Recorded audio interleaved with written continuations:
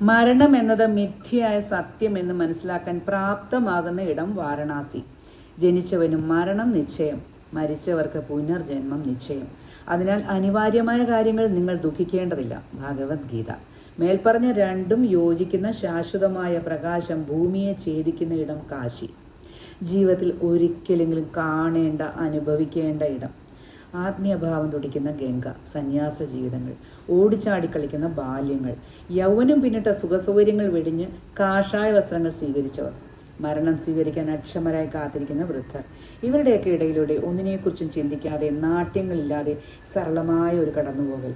കൽവിരിച്ച ഇടുങ്ങിയ ഗലികളിലൂടെ, പുരാതനമായ കെട്ടിടങ്ങൾക്കിടയിലൂടെ, മാലിന്യ കൂമ്പാരങ്ങൾക്കിടയിലൂടെ, ഭക്ഷണം കഴിക്കുന്ന ഇടങ്ങളിലൂടെ, മലമൂത്ര വിസർജനം നടത്തുന്ന ഇടങ്ങളിലൂടെ, ഭക്ഷണം ആസ്വദിച്ച് കഴിക്കുന്നവർക്കിടയിലൂടെ, വാരണാസിയിലെ ചൂട് ജിലേബി രുചിച്ച് പൊടി പിടിച്ച ഇടങ്ങളിലൂടെ, ഗംഗാനദിയുടെ തീരങ്ങളിലേക്ക് കൽപ്പടവുകൾ ഇറങ്ങി ഗംഗയിൽ മുങ്ങി കത്തിയമരുന്ന ശവശരീരങ്ങൾ കണ്ട്. സന്ധ്യാവന്ദനം, ഗംഗാ ആരതി. ചെറിയ ചിരാതുകൾ ഗംഗയിലൂടെ ഒഴുകി ഒഴുകി പുഷ്പമുഖരിതമായി ഒഴുകുന്ന ഗംഗ. ശംഖനാദം, ധൂപം കൊണ്ടുള്ള വലയങ്ങൾ, മന്ത്രോച്ചാരണം, ഗംഗാമാതാവിനുള്ള സമർപ്പണങ്ങൾ. മോക്ഷപ്രാപ്തിയുടെ ഇടം ഗംഗ.